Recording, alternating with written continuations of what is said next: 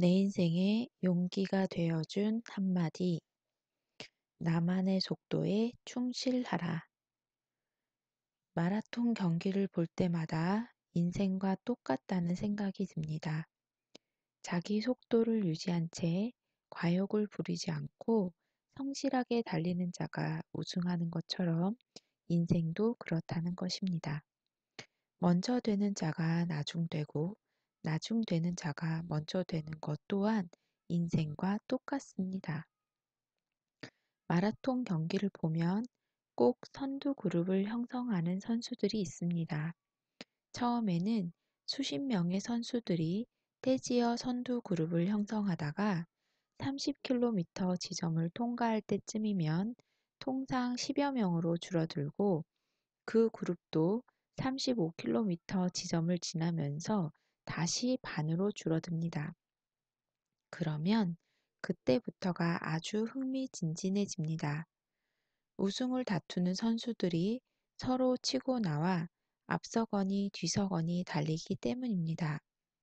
잠깐 사이에 선두로 달리던 선수가 뒤처지는 모습을 볼 수 있는가 하면 선두 그룹 중 꼴찌에 있던 선수가 맨 앞으로 달려나오는 모습도 보게 됩니다. 그러다가 끝내 그 선수가 관중의 박수를 받으며 가장 먼저 메인 스타디움으로 들어서서 우승하는 장면을 보기도 합니다. 평소 제가 마라톤 경기를 즐겨보면서 가장 의미 있게 생각하는 점은 선두 그룹에서 가장 먼저 치고 나온 선수가 우승을 차지하는 경우가 퍽 드물다는 점입니다. 왜 그럴까요? 그것은 그 선수가 자기 속도에 충실하지 못하고 다른 선수의 속도에 자기 속도를 편승한 결과입니다. 마라톤 선수에게 가장 요구되는 것은 레이스 끝까지 최고의 스피드를 유지하는 지구력입니다. 그러기 위해서는 자기 페이스를 마지막까지 잃지 않는 것이 중요합니다.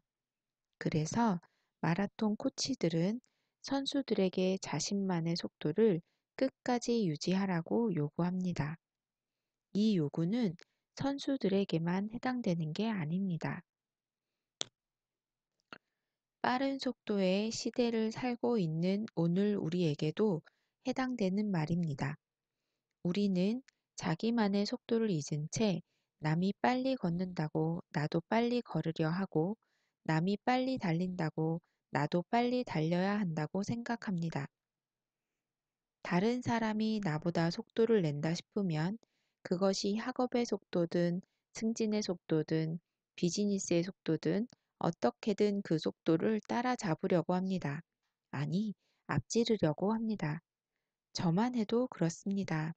다른 시인이 시집을 내면 나도 내야 하는 게 아닌가 하는 생각을 합니다. 그래서 채 무르익지도 않은 나 자신도 감동받을 수 없는 시를 오직 시집을 내기 위해 쓰는 경우도 있습니다.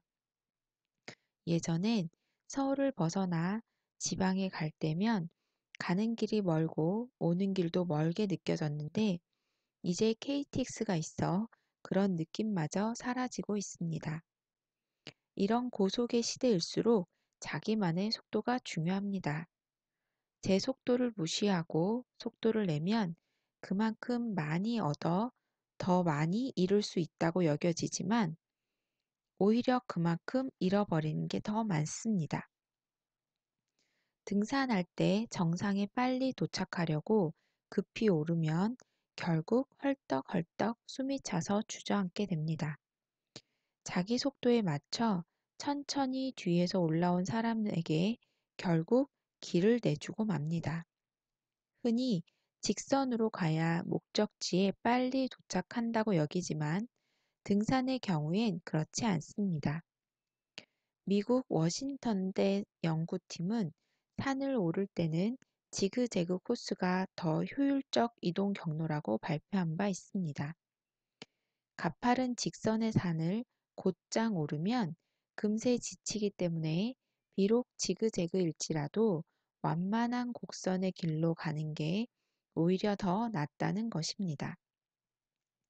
산행 이야기를 하니까 1989년 여름에 백두산 천지에 올랐다가 혼자 걸어 내려온 일이 생각납니다. 아침 일찍 백두산을 오를 때만 해도 일행 모두 걸어서 올라가기로 되어 있었습니다. 그래서 3분의 1 지점까지는 힘들어도 걸어서 올라갔습니다.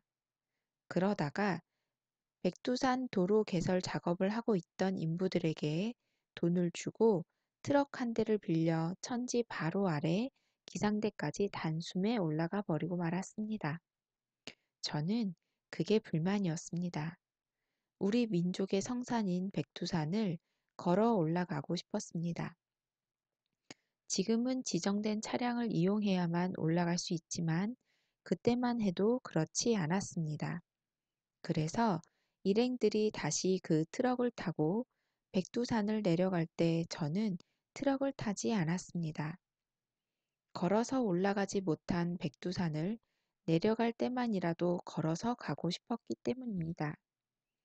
거대한 한 마리 뱀처럼 구불구불한 백두산 하산길은 가도 가도 끝이 없었습니다. 이대로 느릿느릿 걸어가다가는 곧 날이 저물 것 같았습니다. 그래서 눈 아래 빤히 보이는 길을 구불구불 돌아갈 게 아니라 곧바로 가로질러 가는 게 더 낫겠다는 생각이 들었습니다. 당장 길을 벗어나 산 가운데로 들어서서 나름대로 직선의 길을 만들며 아래로 가로질러 갔습니다. 두터운 이끼에 발이 푹푹 빠졌습니다. 마치 부드러운 용단 위를 걷는 듯해서 기분이 아주 좋았습니다. 그러나 그것도 잠깐이었습니다. 저는 곧 안개에 휩싸이고 말았습니다. 느닷없이 몰려온 짙은 안개에 한치 앞이 보이지 않았습니다.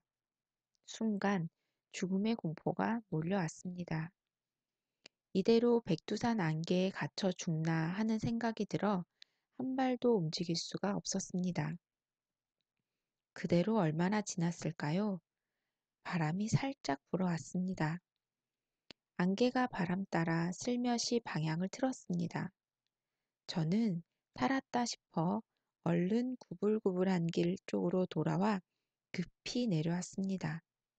조금 빨리 내려가려고 직선의 길을 만들었다가 그만 죽음의 공포를 맛본 것입니다. 구불구불한 길의 속도에 맞춰 걸었더라면 그런 일은 없었을 텐데 말입니다. 삶의 속도도 이와 같습니다. 자기만의 속도에 충실하지 않으면 길을 잃고 주저앉게 되거나 죽음의 공포를 맛볼 수 있습니다. 아니, 죽을 수도 있습니다. 어떤 사람이 모를 심어 놓고 얼마나 자랐나 하고 아침 저녁으로 지켜보다가 모가 좀 더 빨리 자랐으면 좋겠다는 조급한 마음이 들었습니다. 그래서 어느 날 저녁 순을 조금씩 위로 당겨 놓고는 많이 자란 것 같다고 아주 좋아했습니다. 그러나 다음날 아침에 논에 나가보자 모들이 모두 죽어 있었습니다. 조장이라는 말에 얽힌 중국 고사입니다. 이렇게 급하고 제 속도를 무시하면 죽음이 기다리고 있습니다. 서두르지 않으면 걱정할 게 없습니다. 서두른다는 것은 현재의 미래를 가져와 미리 걱정한다는 것입니다. 저는 요즘도 백두산에서 조금 더 빨리 내려가려다가 안개에 휩싸여 죽음을 맛본 일을 떠올리며 천천히 나만의 속도로 일상을 유지하려고 노력합니다. 자기 속도에 충실하다는 것은 자신의 삶을 건강하게 유지하는 일입니다. 다다르고 싶은 목적지에 그만큼 더 가까이 다가갈 수 있다는 가능성을 열어두는 일입니다.